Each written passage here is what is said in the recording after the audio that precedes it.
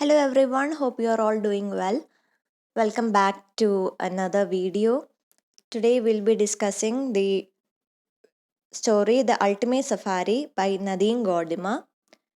Nadine Gordimer is a South African writer and political activist who is recognized as a writer who, through her magnificent epic writing, has been of very great benefit to humanity.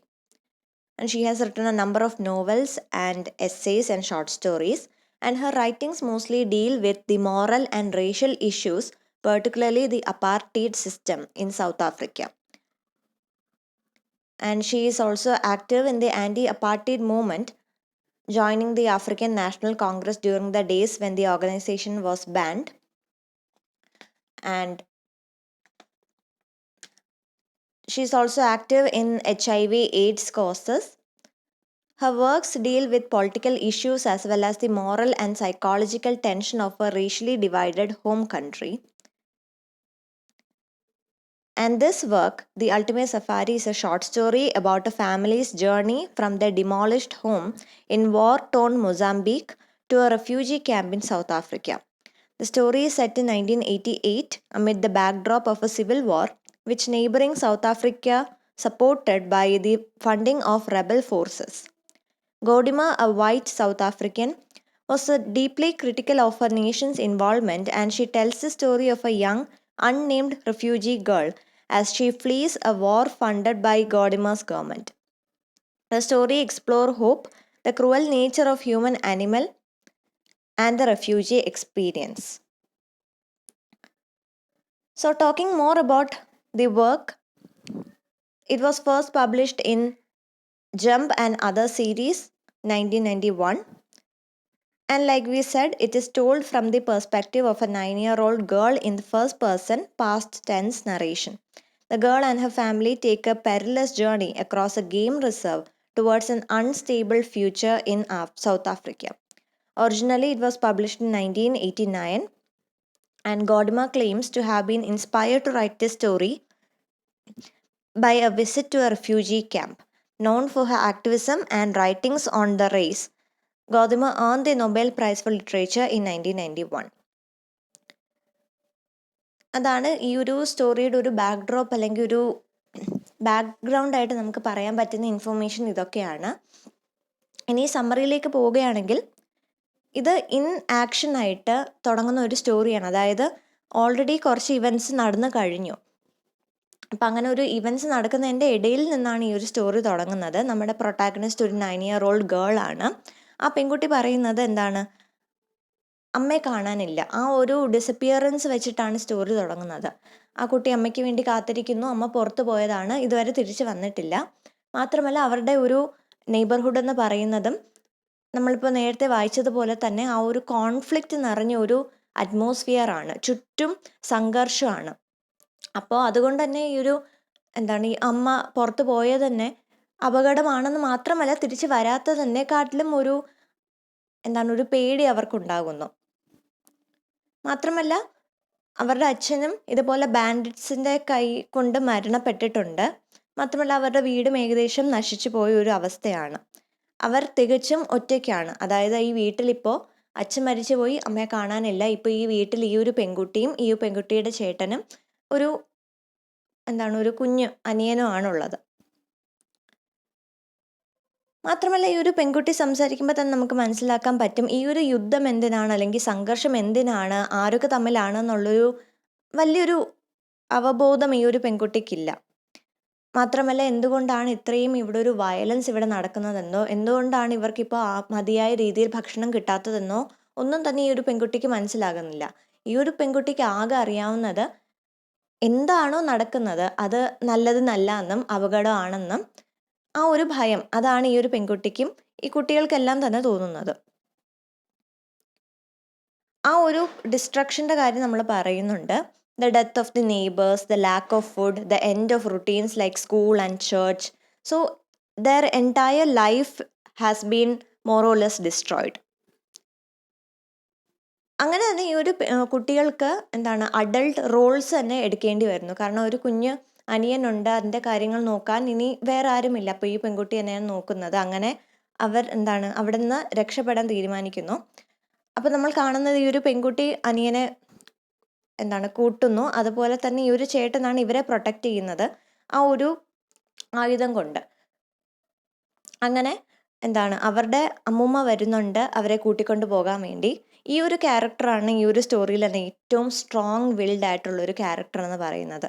Because usually stereotypically we give the dominant role to the male figures. But here the female characters are standing out as strong-willed. ഇവിടെ grand ഫാദറും grand മദറും ഉണ്ടെങ്കിലും grand mother ആണ് കുറച്ചും കൂടി dominant ആയിട്ട് കുറച്ചും കൂടി strong ആയിട്ട് നിൽക്കുന്ന ഒരു ക്യാരക്ടർ. അപ്പോൾ അങ്ങനെ ഗ്രാൻഡ് പാരൻസ് വരെയാണ് കൂട്ടിക്കൊണ്ട് പോകാൻ വേണ്ടി. പക്ഷെ അവർ കൂട്ടിക്കൊണ്ട് പോകുന്ന സ്ഥലത്തും വലിയ വ്യത്യാസമൊന്നും ഇല്ല. അവിടെയും ഏകദേശം അതേ അവസ്ഥ തന്നെയാണ്. അവിടെയും സംഘർഷമാണ്. അവിടെയും ബേസിക് ആയിട്ടുള്ള ആവശ്യങ്ങൾക്കെല്ലാം തന്നെ ഒരു പരിമിതിയുണ്ട്. മാത്രമല്ല അവർ പറ്റുന്ന ഇടത്തോളം കാലം ഈ ഒരു അമ്മയെ അന്വേഷിക്കുന്നുണ്ട്, പക്ഷേ കിട്ടുന്നില്ല. അപ്പോൾ അഡൾട്ട്സ് ഏകദേശം തീരുമാനിക്കുന്നുണ്ട്, അല്ലെങ്കിൽ മനസ്സിലാക്കുന്നുണ്ട് ഒരു പക്ഷേ ഈ ഒരു സ്ത്രീക്ക് മരണം സംഭവിച്ചു കാണാമെന്നുള്ളത്. അതിനുശേഷം അവർ ഇവിടുന്ന് രക്ഷപ്പെടാൻ തന്നെ തീരുമാനിക്കുന്നു. കാരണം ഇവിടെ നിൽക്കുകയാണെങ്കിൽ ഇവരുടെ ജീവന് ആപത്തായിരിക്കും. അങ്ങനെ അവർ കയ്യിലുള്ള സാധനങ്ങളെല്ലാം വിറ്റുകൊണ്ട് ആ ഒരു പൈസ വാങ്ങിച്ചുകൊണ്ട് വീട് വിട്ട് ഇറങ്ങുകയാണ് ഈ ഒരു ഗ്രാൻഡ് പാരൻസും ഗ്രാൻഡ് ചിൽഡ്രനും കൂടി. ഇവിടുന്ന് ഓൾറെഡി രക്ഷപ്പെട്ടു പോകുന്ന കുറച്ച് റെഫ്യൂജീസ് ഉണ്ട്. ആ ഒരു ഗ്രൂപ്പിലേക്ക് ഇവർ ചേരുകയാണ്. ഇവർക്കൊരു ഡെസ്റ്റിനേഷൻ ഇല്ല, എങ്ങോട്ടാണ് പോകേണ്ടതെന്ന് അറിയത്തില്ല. പക്ഷെ ഇവർക്ക് ആകെ അറിയാവുന്നത് ഇവിടെ നിൽക്കുന്നത് അപകടമാണ്, ഇവിടത്തെ കാട്ടിലും വേറെ എവിടെയെങ്കിലും പോകുന്നതായിരിക്കും കുറച്ചും കൂടി സുരക്ഷിതമുള്ളത് എന്നുള്ളൊരു തോന്നലാണ് ഇവർക്കുള്ളത്.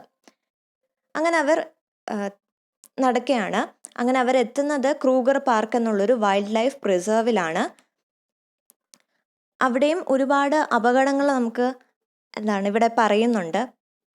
കാരണം മെയിനായിട്ടുള്ളൊരു ഡേഞ്ചർ എന്ന് പറയുന്നത് സ്റ്റാർവേഷനാണ്.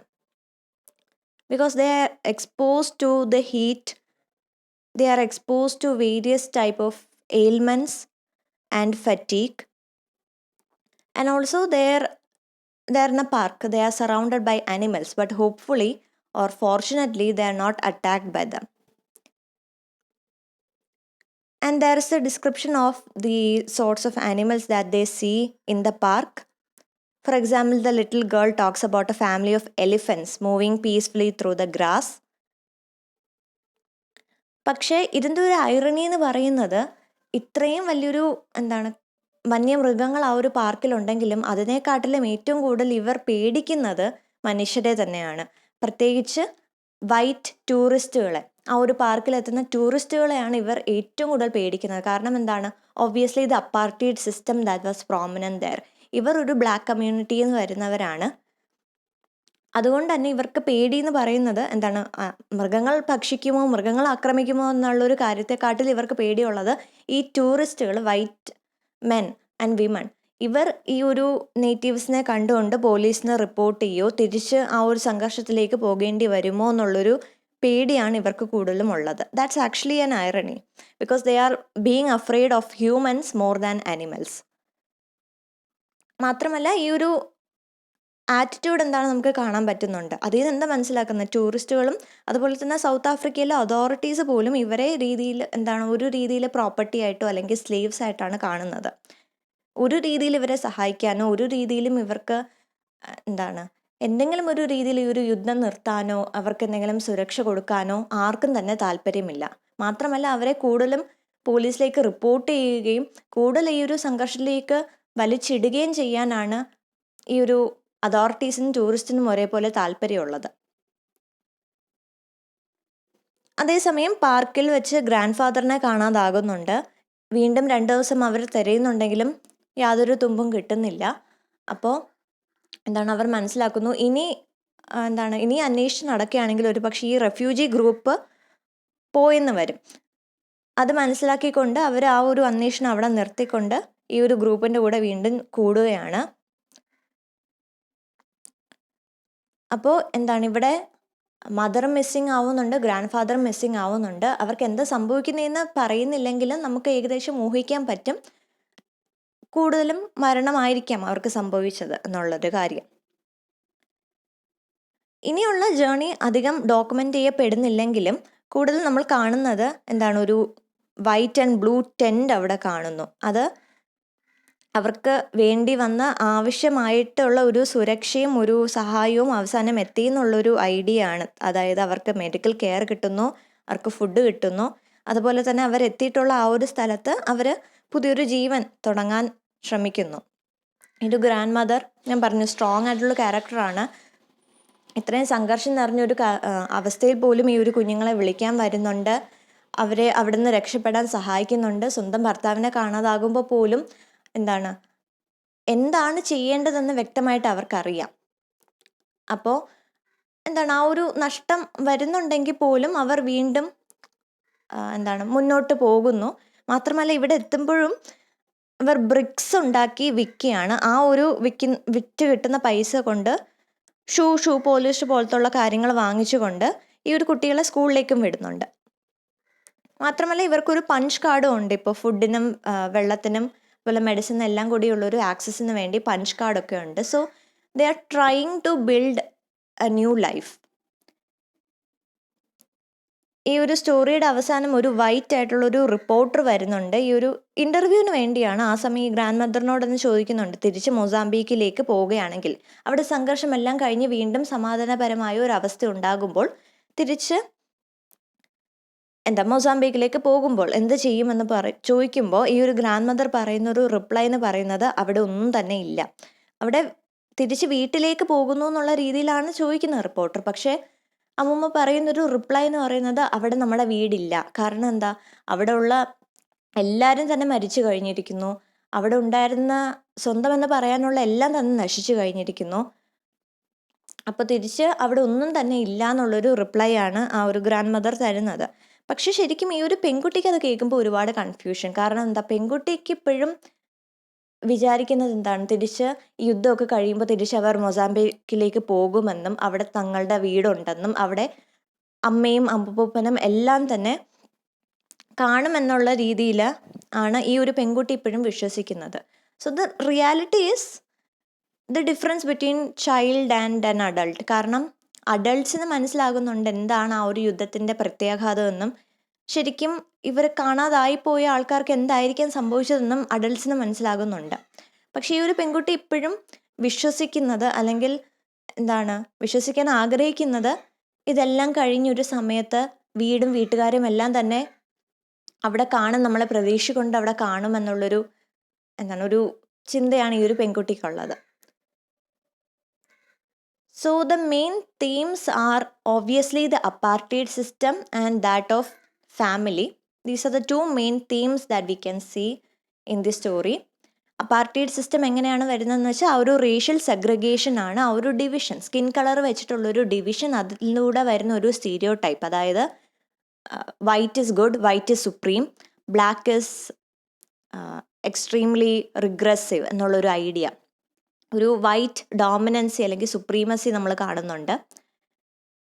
അതിലൂടെ വരുന്ന ആ ഒരു നേറ്റീവ്സിൻ്റെ ഒരു ഒപ്രഷൻ, അവരെ ബാർബേറിയൻസ് ആയിട്ടും അൺസിവിലൈസ്ഡ് ആയിട്ടും കാണുന്നു, അവരെ എല്ലാ രീതിയിലും അടിച്ചമർത്തുന്നു, അവർ ശരിക്കും ഒരു മനുഷ്യനെ കാട്ടിലും മൃഗത്തെ പോലെ കാണുന്നു, അല്ലെങ്കിൽ ഒരു പ്രോപ്പർട്ടിയെ പോലെ കാണുന്നു. ആ ഒരു ഐഡിയ ആണ് കൂടുതലും അപ്പാർട്ടൈഡ് സിസ്റ്റത്തിൽ വരുന്നത്. അതിൻ്റെ ഒരു എക്സാമ്പിൾസ് നമുക്ക് പറയാൻ പറ്റും. ഇവരെ ഈ ഒരു കോൺഫ്ലിക്റ്റ് നടക്കുന്ന തന്നെ അത് കാരണമാണ്. അതുപോലെ തന്നെ അവർക്ക് ഒരു രീതിയിലുള്ള സഹായവും കിട്ടുന്നില്ല. കാരണം എന്താ, അവരെ കൂടുതലും they don't care, none of the authorities care about these peoples life. മരിക്കുന്നെങ്കിൽ മരിച്ചു പോകട്ടെ എന്നുള്ളൊരു ചിന്തയാണ് ആ ഒരു അതോറിറ്റീസ് എന്നുള്ളത്. അതുപോലെ തന്നെ സഹായിക്കാനോ സുരക്ഷ നൽകാനോ യാതൊരു താല്പര്യവും അവർക്കില്ല. അത് മാത്രമല്ല, നമ്മൾ ആ പാർക്കിൽ പോയ ഒരു ഇൻസിഡൻറ്റിൽ നമ്മൾ പറഞ്ഞു, ഈ കുട്ടികൾക്കും അതുപോലെ തന്നെ ആ ഒരു റെഫ്യൂജീസിനും മൊത്തം തന്നെ അവിടുത്തെ വന്യമൃഗങ്ങളെക്കാട്ടിലും പേടിയുള്ളത് അവിടുത്തെ വൈറ്റ് ടൂറിസ്റ്റിനെയാണ്. കാരണം ഒരു പക്ഷേ ഏതെങ്കിലും ഒരു ടൂറിസ്റ്റ് ഇവരെ കണ്ടുകൊണ്ട് പോലീസിൽ റിപ്പോർട്ട് ചെയ്തേക്കുമോ എന്നുള്ളൊരു പേടിയാണ് ഇവർക്കുള്ളത്. ആ ഒരു ഡിവിഷൻ നമുക്ക് അവിടെ കാണാൻ പറ്റുന്നുണ്ട്. The next is family bond. കാരണം ഈ ഒരു 9-year-old ഗേളിൻ്റെ ഒരു പോയിന്റ് ഓഫ് വ്യൂവിൽ നമുക്ക് ആ ഒരു ഫാമിലി ബോണ്ടും കാണാൻ പറ്റുന്നുണ്ട്. Especially about how bold a character the grandmother is and how they are willing to go to any extent to make ends meet. Basically ഒരു സർവൈവലാണ് അവരവിടെ നടത്തുന്നത്. കാരണം കോൺഫ്ലിക്റ്റ് ആണ്, അതിൻ്റെ ഇടയിൽ ആ ഒരു കുഞ്ഞുങ്ങൾക്ക് അപകടം ഉണ്ടാവുമായിരുന്നായിരിക്കാം. അതിൻ്റെ ഇടയിൽ നിന്ന് അവർ രക്ഷപ്പെടുന്നു, പാർക്കിലെത്തുന്നു, പാർക്കിലും അപകടം ഉണ്ടാവാനുള്ള സാധ്യത ഉണ്ടായിരുന്നു, അവിടെ നിന്ന് രക്ഷപ്പെടുന്നു. വീണ്ടും അവർ ഈ ഒരു ലാസ്റ്റ് എത്തുമ്പോൾ പോലും ഈ ഒരു ഗ്രാൻഡ് മദർ അത്രയും വർക്ക് ചെയ്തിട്ട് ഈ കുട്ടികളെ വീണ്ടും സ്കൂളിലൊക്കെ വിടുന്നു. അങ്ങനെ രീതിയിൽ അവർ വീണ്ടും ഒരു പുതിയ ജീവിതം ജീവിക്കാൻ ശ്രമിക്കുന്നു. അപ്പോൾ ബേസിക്കലി നമ്മൾ കാണുന്നത് ഇവിടെ ഒരു അതിജീവനമാണ്, സർവൈവലിൻ്റെ ഒരു സ്ട്രഗിളാണ് നമ്മളിവിടെ കാണുന്നത്. So that is how these two teams come together in the story. And that's the short analysis of the story itself.